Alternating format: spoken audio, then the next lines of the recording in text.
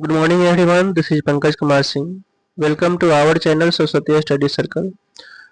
Today we are going to study about case study questions of polynomials for class 10th.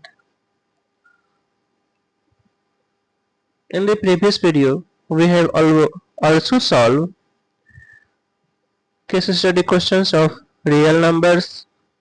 If any candidate who cannot see previous video, please see, then after see this video. तो आते हैं आज हम लोग polynomial class 10th का case study questions के बारे में स्टडी करेंगे। कैसे क्वेश्चन पूछे जाते हैं और किस प्रकार के से क्वेश्चन का सॉल्यूशन किया जाता है, वो सब चीजों को हम आज जानेंगे। चलिए तो आते हैं, पहला क्वेश्चन है हमारा case study 1। The below picture are few natural examples of parabolic shape which is represented by a quadratic polynomials. A parabolic arc is an arc in the shape of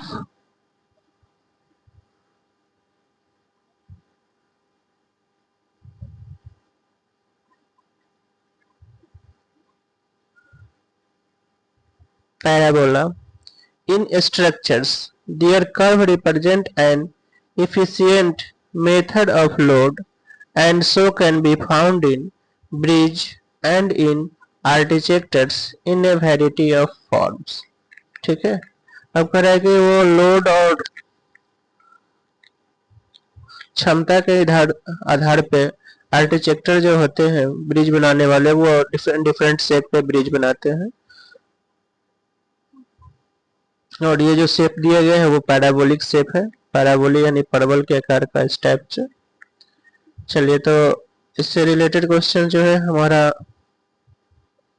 ये इतना इंस्ट्रक्शन दिया है, question आगे हम लोग को मिलेगा 6।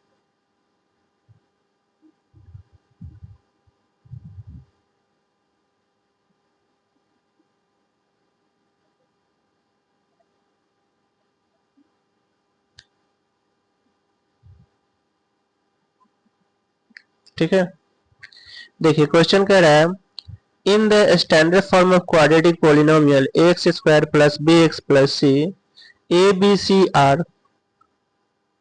अब यहाँ पे ए बी सी है क्या, ये आपको बताना है। All real numbers, all are rational numbers, A is a non-zero real number and B and C are any real number, all are integers। तो ये आपका A जो होगा नॉन जीरो होगा, बाकी कोई भी रियल नंबर्स हो सकता है। अब इसमें आपको रियल नंबर्स के बारे में पता होगा, रियल नंबर होता क्या है। तो जितने नंबर अभी आप लोगों ने पढ़ा है सभी रियल नंबर में आता है, नॉन जीरो जीरो को छोड़ करके। तो A जीरो नहीं होगा, अगर A जीरो हो जाएगा तो ये टर्म जो है आपका कंप्लीटली खत्म हो जाएगा, तो केवल ये लीनियर बचेगा, क्वाड्रेटिक इक्वेशन नहीं बन पाएगा। ठीक है, इसलिए ए का जीरो होना यहाँ पे जरूरी नहीं है, ये जीरो नहीं होना चाहिए, बाकी कोई भी नंबर हो सकता है। ए के अलावा बी सी आपका जीरो हो सकता है। ठीक है, तो ये आपका पहला हो गया क्वेश्चन का आंसर। लास्ट में हम लोग आंसर भी देखेंगे। ठीक, चलिए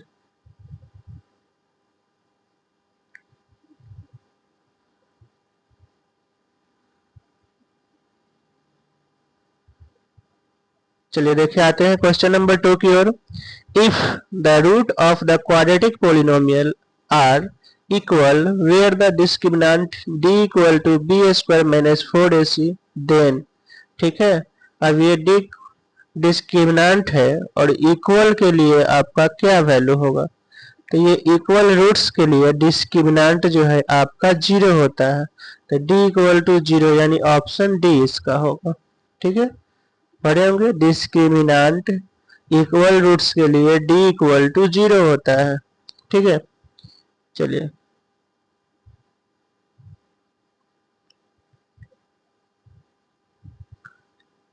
नेक्स्ट क्वेश्चन की ओर आते हैं।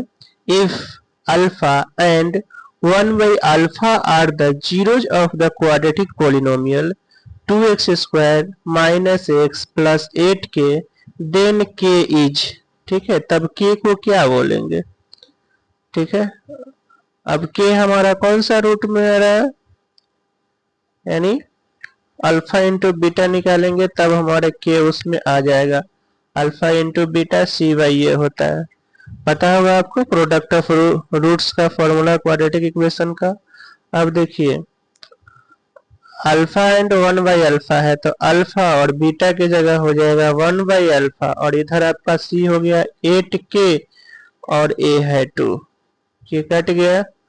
अब यहाँ से आपका ये 4, अब ये आएगा इधर 1/4 इक्वल टू k, ठीक है, यानी k का वैल्यू आपका आ गया 1/4 ऑप्शन बी के साथ, ठीक है। तो यहाँ वैल्यू निकालते समय ये ध्यान देना पड़ेगा आपको कि किसका वैल्यू निकालना है और वो किस फॉर्म पे आएगा, यानी किसका फॉर्मूला इस्तेमाल करेंगे तो वो उसमें इंक्लूड होगा। यहाँ अगर अल्फा प्लस बीटा लेते तो माइनस बी बाई ए होता है, इसमें के नहीं आता, इसलिए प्रोडक्ट ऑफ जीरोज का हम लोगों ने फॉर्मूला लिया, ठीक है। चलिए आते हैं नेक्स्ट क्वेश्चन की ओर।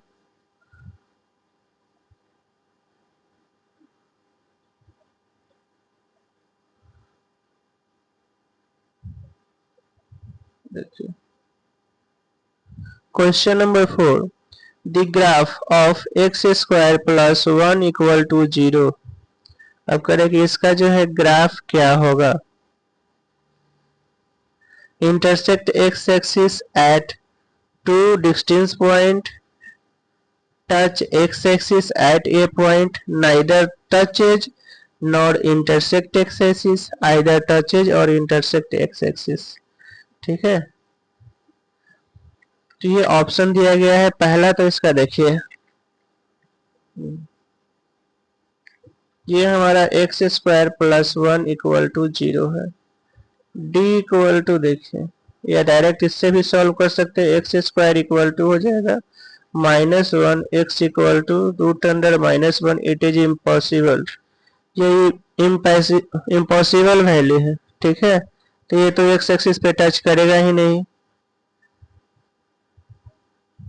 इसका वैल्यू सही है ही नहीं, तो ये होगा नाइदर टच नॉर इंटरसेक्ट, ना ही ये टच करेगा ना ही इंटरसेक्ट, क्योंकि ये रियल वैल्यू आ ही नहीं रहा है, ठीक है। चलिए 5th नंबर क्वेश्चन। 5th में आपका कह रहा है if the sum of the roots is -p and the product of the root is -1/p then the quadratic polynomial is, ठीक है। सम दिया हुआ है और प्रोडक्ट दिया हुआ है, क्वाड्रेटिक पॉलिनोमियल आपको निकालना है। तो क्वाड्रेटिक पॉलिनोमियल का फॉर्मूला कांस्टेंट ये k है, k लगा रहता है। अब उसके बाद x² minus sum of zeros होता है तो -p into x plus alpha into beta यानी प्रोडक्ट ऑफ जीरो -1/p, ठीक है।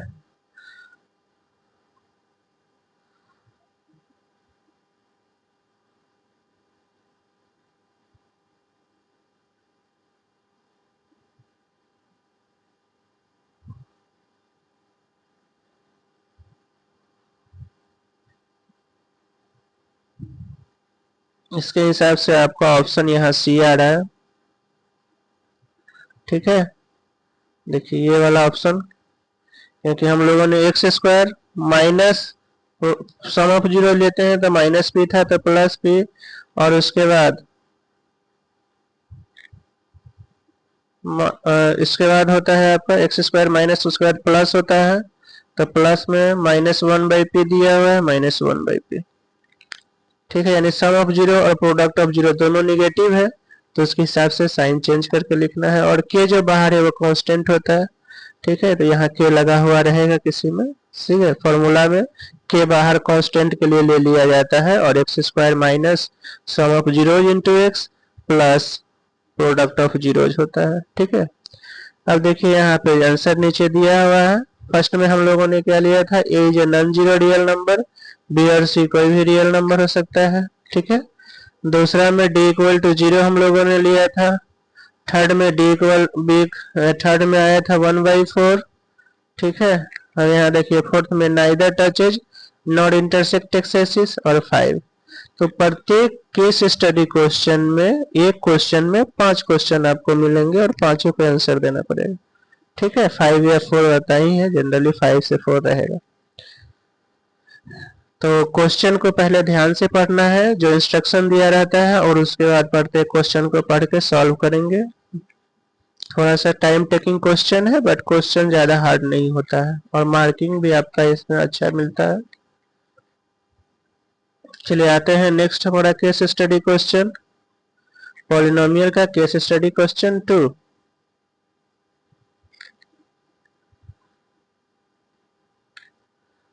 ठीक है, अब देखिए इसमें कह रहा है कि N Asana is a body poster, originally and still a gender term for a sitting meditation pose, and later extended in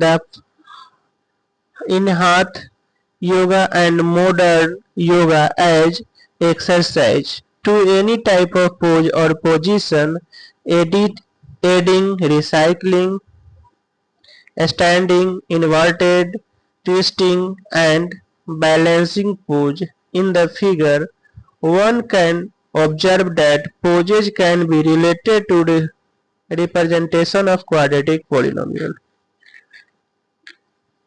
यानी इसमें एक्सरसाइज के विभिन्न विभिन्न पोज को आपको पोस्टर पे दिखाया गया है।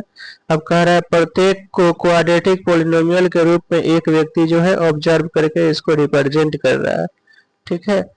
तो नीचे की तरफ इससे रिलेटेड क्वेश्चन है। पहला क्वेश्चन कह रहा है the shape of the poses shown is, कैसा है, स्पाइरल है, ठीक है, इलिप्स है, लीनियर है या पैराबोला है, ठीक है। तो ये पैराबोला जैसा है, ठीक है, इस टाइप का शेप दिख रहा है। लीनियर है नहीं, स्पाइरल होता है राउंड बाय राउंड, ऐसे भी नहीं है। इलिप्स, अब इलिप्स इस टाइप का होता है, ऊपर से भी और नीचे से भी शेप, तो ऐसा भी नहीं है, नीचे से प्लेन है। पैराबोला, सिर्फ पैराबोला है, ठीक है। तो डी ऑप्शन इसके साथ हो जाएगा। The graph of parabola opens downwards if, अब कह रहा है कि डाउनवर्ड नीचे की तरफ ओपन होगा कब,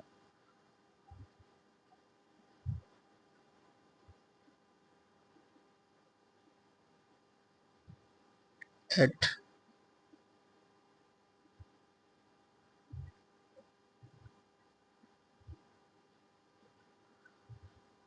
ए ओपन, सॉरी, नीचे की तरफ कब ओपन होगा, तो ए जो होगा, क्योंकि ए पे जो होता है स्क्वायर है वहां वैल्यू, तो वो वाला पॉजिटिव नेगेटिव बोथ साइड जाता है, तो डाउनवर्ड नीचे की तरफ होगा तभी ओपन होगा, यानी लेस देन 0 होना चाहिए।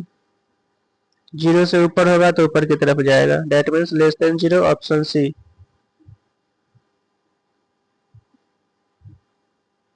ठीक है, नीचे उसके बाद देखिए in the graph how many zeros are there for the polynomial. अब इसमें पूछ रहा है इसमें कितने जीरोज है,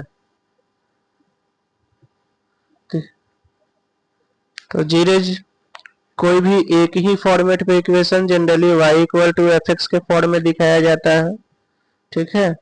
y equal to F X X के रूप में फंक्शन होता है इसमें, ठीक है। तो ये जो x एक्सिस पे जितने बार टच करेंगे उतने इसके जीरोज होंगे। इसमें नंबर ऑफ जीरोज आपका 2 आ रहा है, एक ही एक्सिस पे टच जितना बार करेगा वही लेना है, तो इसके हिसाब से इसका 2 आंसर होगा।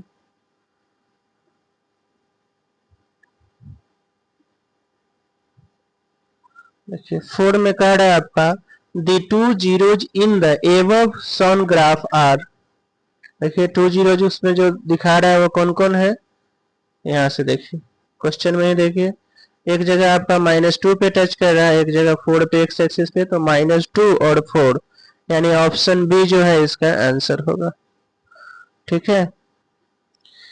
अब उसके बाद 5 में है the zeros of the quadratic polynomial 4x 4√3x² plus 5x minus 2√3r। अब करें कि इसका जीरोज कौन सा होगा। तो इसके दो मेथड है सॉल्व करने का, एक तो आपको इस क्वाड्रेटिक इक्वेशन को सॉल्व करना पड़ेगा, और नहीं तो दूसरा जो है ये ऑप्शन से x का वैल्यू पुट करके वेरीफाई करना होगा। जिस पे इक्वेशन वेरीफाई हो जाता है वो आपका सॉल्यूशन होगा। ठीक है, तो दोनों तरीके में से जो बेटर लगे आप सॉल्व कर सकते हैं। ठीक है, पहले क्वाड्रेटिक इक्वेशन से ही हम सॉल्व करते हैं। देखिए, क्वाड्रेटिक इक्वेशन सॉल्व करने के लिए फर्स्ट और लास्ट का इनटू होता है। ठीक है,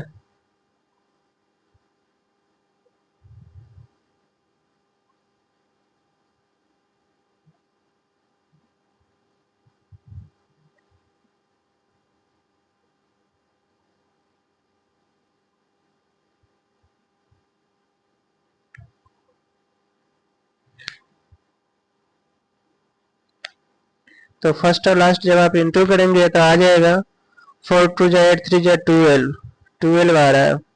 ठीक है, 6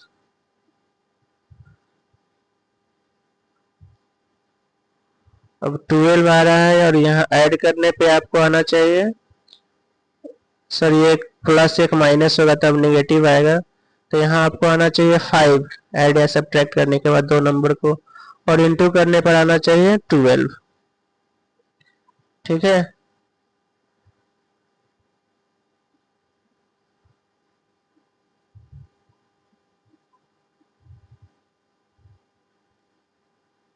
सॉरी सॉरी 24 आ रहा है, 24 4 2 जा 8 3 जा 2 24 आएगा, 12 नहीं। तो 24 को दो पार्ट में करना है।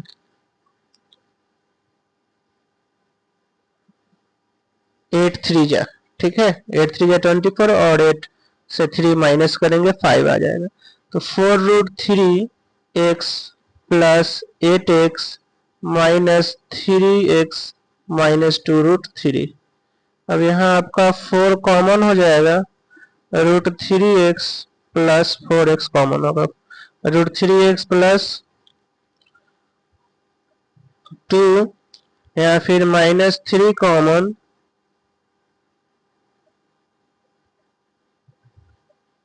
माइनस √3 कॉमन, तो √3x प्लस 2।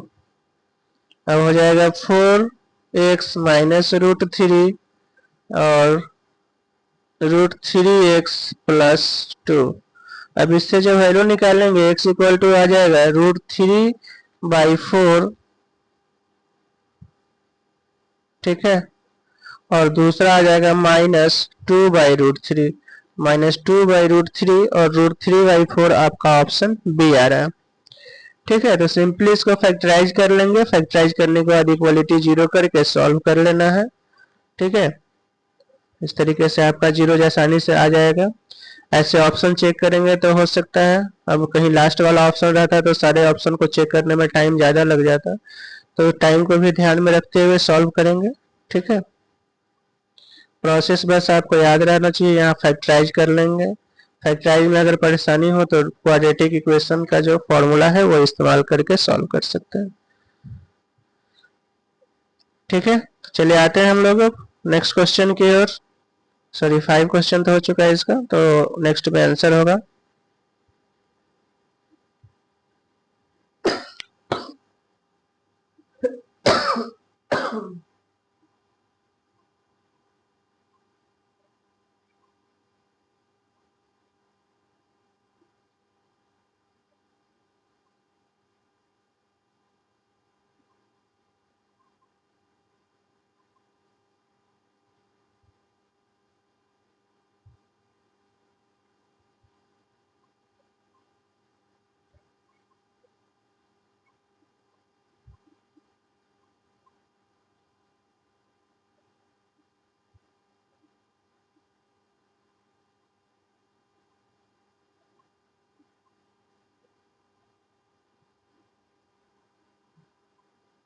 देखिए यहाँ आंसर देख लीजिए सबका।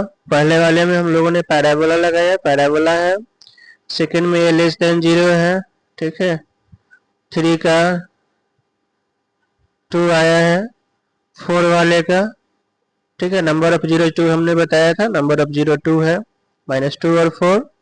ठीक है, उसके बाद फिफ्थ का जो आंसर है ये आपका दिया हुआ।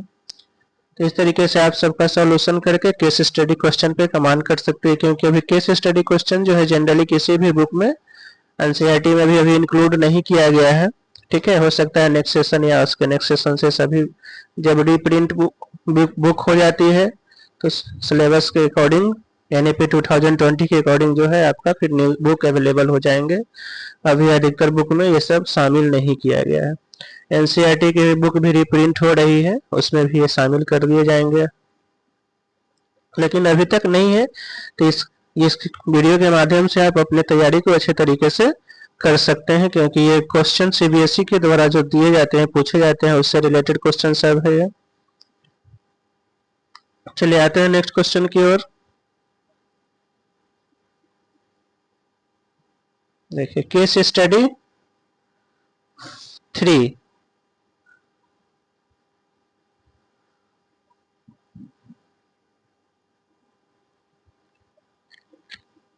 देखिए ये बास्केटबॉल से रिलेटेड है। Basketball and soccer are played with a spherical ball. ठीक है, ये दोनों खेल को स्फेरिकल बॉल के द्वारा खेला जाता है। Even though an athlete drivers the ball in both sports, a basketball player use his hands and a soccer player use his feet। कह रहा है कि दोनों में बॉल का इस्तेमाल होता है, बट एक में जो है पैर से खेला जाता है और दूसरे में हाथ से। Usually soccer is played outdoors, ये बाहर खेले जाते हैं। On a large field and basketball is played indoor on a court made out of would, लकड़ियों से बना होता है। The projectile of soccer ball and basketball are in the form of parabola representing quadratic polynomials। ठीक है, जितने shape है generally parabola shape का ही होगा जो क्वाड्रेटिक पोलिनोमियल में इस्तेमाल होता है। अभी तक आपने 3 क्वेश्चन देखा, सब में शेप पैराबोला है, तो आप याद रखेंगे क्वाड्रेटिक इक्वेशन में ऑलवेज शेप पूछेगा तो पैराबोला ही होगा। ठीक है, चलिए आते हैं।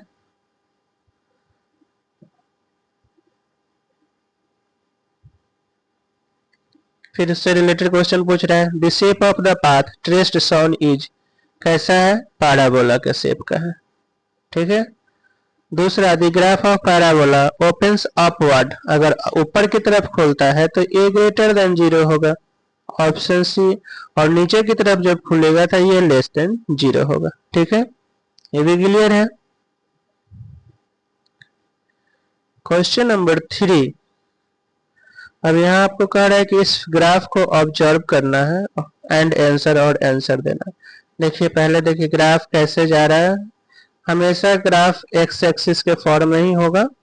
ठीक है, यानी इक्वेशन स्टैंडर्ड फॉर्म में जो होता है x square plus b x plus c होता है, यानी एक्स एक्सिस से रिलेटेड होगा। तो एक्स एक्सिस पे देखिए 1 टाइम्स 2 टाइम्स और 3 टाइम्स एक्स पे टच कर रहा है। ठीक है, आते हैं क्वेश्चन की ओर।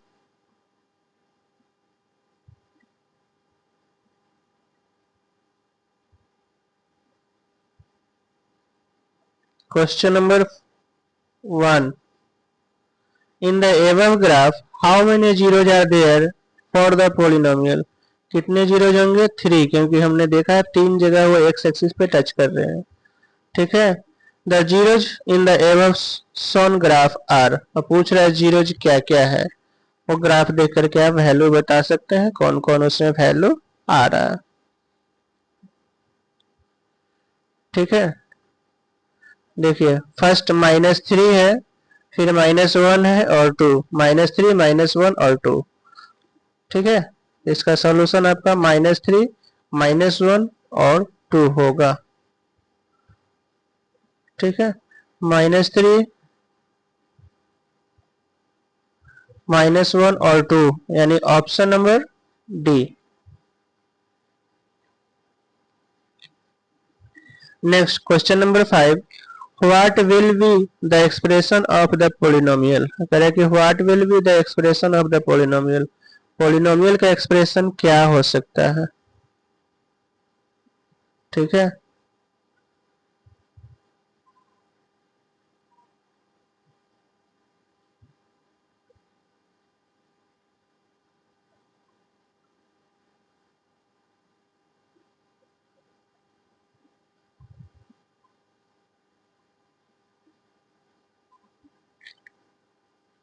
स्टैंडर्ड फॉर्म में पॉलिनोमियल ऑलवेज +5 में होता है, तो ऑप्शन डी ये हो सकता है। ठीक है, पता है कि पॉलिनोमियल्स जो भी होता है स्टैंडर्ड फॉर्म में x² plus bx plus cx plus d। ठीक है, अगर x³ वाले फॉर्म में होगा तो x² वाले x² यानी क्वाड्रेटिक पॉलिनोमियल होगा तो x² plus bx plus c होता है, और क्यूबिक पॉलिनोमियल होगा तो ax³ plus bx² plus cx plus d। तो तीनों प्लस साइन होता है, तो ये केवल इसी में प्लस साइन है। बाकी पावर ऑलवेज पॉजिटिव होता है, तो सब में पावर पॉजिटिव है, इसलिए ऑप्शन डी के साथ आंसर जाएगा। चलिए एक बार आप आंसर की तरफ आते हैं हम लोग। देखिए, ठीक है, आंसर आपका आ गया। फर्स्ट है पैराबोला। ठीक है, सेकंड में हमने बताया कि अगर ऊपर की तरफ खुलेगा तो ये ग्रेटर देन 0 होना चाहिए पैराबोला का, तो ऊपर की तरफ मुंह खुल रहा है तो ये ग्रेटर देन 0 है। नंबर ऑफ 0 हमने बताया 3 है, 3 0 था, और -3 1 2 आपका 0 है। और लास्ट सॉरी स्टैंडर्ड फॉर्म में इसका हमने बैठा दिया है, वह स्टैंडर्ड फॉर्म में नहीं, फॉर्मूला के फॉर्म में बैठाया गया है। लास्ट वाले का आपका ऑप्शन ए दिया हुआ है।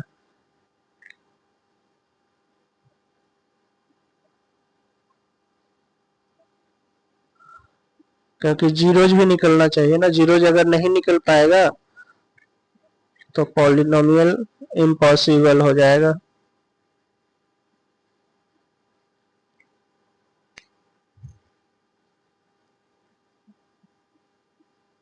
क्योंकि सब प्लस होगा तब भी वेरीफाई नहीं कर पाएगा कोई जीरोज।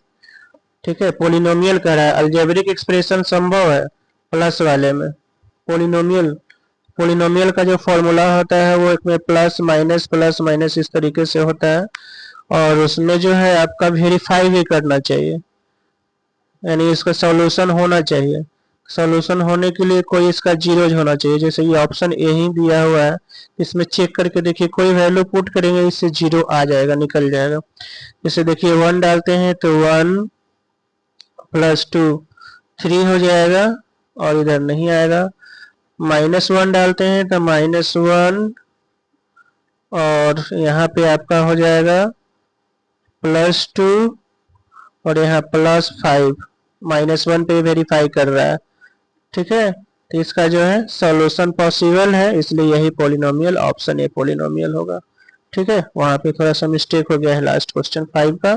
इसका जो है आपका आंसर ऑप्शन ए आ रहा है, क्योंकि ये वेरीफाई कर रहा है, इससे जीरोज निकलना पॉसिबल है, जीरोज निकल जा रहा है। ठीक है, तो बाकी सब में निकलना मुश्किल है, कोई भी नंबर डाल करके चेक करेंगे। पॉलिनोमियल जिसका सॉल्यूशन निकलना पॉसिबल हो, यानी रिलेशन जो होता है वह सब सही तरीके से वेरीफाई करे और सॉल्यूशन आए। अलजेब्रिक एक्सप्रेशन में कैसा हो सकता है, कॉम्बिनेशन होगा, उससे सॉल्यूशन आया नहीं है उसका कोई फर्क नहीं पड़ता है, लेकिन पॉलिनोमियल में सॉल्यूशन निकलना जरूरी है। ठीक है, क्योंकि उसका सॉल्यूशन जब तक आएगा नहीं, हम लोग फिर रिलेशन वेरीफाई नहीं कर सकते हैं, एक्स का वैल्यू नहीं निकल सकते हैं, तो जो जब तक निकलेगा नहीं तब तक वो होगा नहीं। ऐसे क्वाड्रेटिक रहता तो आप चेक कर सकते थे, डी इक्वल टू, अगर डी का वैल्यू रियल होता तो ये आसानी से निकल जाता, लेकिन यहाँ क्वाड्रेटिक नहीं है, ये क्यूबिक फॉर्म है, इसलिए इसका इस फॉर्मूला पे इस्तेमाल नहीं होगा, तो खुद से नंबर पुट करके चेक करना पड़ेगा कि इसका सॉल्यूशन वेरीफाई कर रहा है। अगर सॉल्यूशन नहीं वेरीफाई करेगा, सॉल्यूशन नहीं निकल पाएगा, तो वो आपका पॉलिनोमियल नहीं होगा। ठीक है, तो इस हिसाब से इसका जो है ऑप्शन आपका ए दिख रहा है। तो ये हमारा आज का जो है पॉलिनोमियल का केस स्टडी क्वेश्चन की क्लासेस जो है यहीं पे समाप्त होती है। फिर हम लोग नए टॉपिक के साथ नए क्वेश्चन में लीनियर इक्वेशन नेक्स्ट जो है हमारा इनटू वेरिएबल, उसके साथ मिलते हैं। ठीक है, तब तक के लिए उम्मीद करते हैं आप सभी को इससे बेनिफिट मिलेगा, आप हमें सपोर्ट करें। फिर हम लोग इसी तरीके से आपके साथ जुड़े रहेंगे, जैसे हमने पिछले सेशन में आपके साथ कंटिन्यू हमने प्रीवियस ईयर ऑब्जेक्टिव क्वेश्चन और पूरे चैप्टर वाइज क्वेश्चन किया है। अगर आप नहीं देख पाए हैं तो आप जाकर के वहां से देख सकते हैं, जिससे आपको अपने तैयारी में बहुत ही फायदा मिलेगा, बहुत ही उससे मुनाफा होगा आपको। यानी बहुत ही पढ़ाई में आपको जो सिलेबस है वो कंप्लीट करने में बहुत ही कम समय में आसानी से कर सकते हैं, क्योंकि वहाँ पे पहले से आपको प्लेलिस्ट में सारे वीडियो कंप्लीट किए गए हैं। वहाँ पे आपका कोर्स केस स्टडी क्वेश्चन भी है, ठीक है, जो पूछे गए हैं प्रीवियस ईयर में। और इसके अलावा ऑब्जेक्टिव सेशन भी हम लोगों ने किया था, ठीक है। अब 2 पेपर जो इधर हुए हैं, 3 पेपर पिछले ईयर का, उसका भी हम लोगों ने उसमें कर चुके हैं, ठीक है। आपको उससे भी बेनिफिट मिल जाएगा कि प्रीवियस ईयर का सारा क्वेश्चन उसमें किया गया है। और केस स्टडी का हम लोग अलग से ये कर रहे हैं, जो सीबीएसई द्वारा प्रोवाइड कराया जाता है, कौन किस किस टाइप के पूछे जाते हैं पर ईयर, उस हिसाब से वो सीबीएसई का मटेरियल जो दिया जाता है उसके हिसाब से हम लोग कर रहे हैं। इससे 100% टकराने की उम्मीद रहती है। चलिए, तो मिलते हैं हम लोग नेक्स्ट चैप्टर में अगले वीडियो के साथ। तब तक के लिए धन्यवाद।